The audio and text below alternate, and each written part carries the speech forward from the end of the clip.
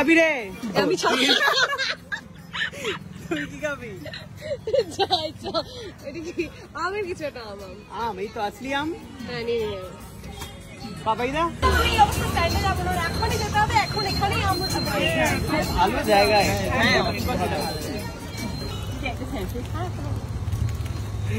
ইস পুরো লাল লাগছে কিন্তু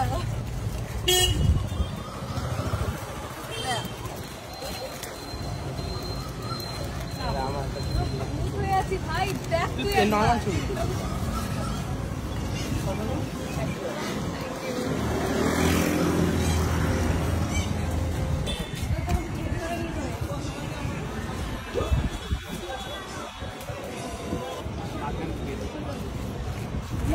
না আমি ওদিকে যাই কিছু মানে কিচ্ছু বলার নেই, জাস্ট আমার মাথা পুরো লাল, হ্যাঁ লাল, মানে পাগল বানিয়ে দিয়েছে আমাকে আলটিমেটলি। সেই অবস্থাতে আমাকে স্ট্যান্ডে নামে এখন আইসক্রিমও খাওয়াচ্ছে, ভাবা যায় না জাস্ট।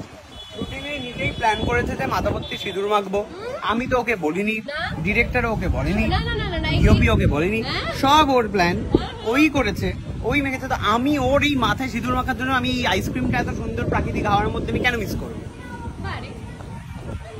বারে সবাই দেখতে পাবে, চিটার চিটার বিরিয়ানিটা আমার মিস হয়ে যাবে, সেটা হবে আমি কেন মিস করবো?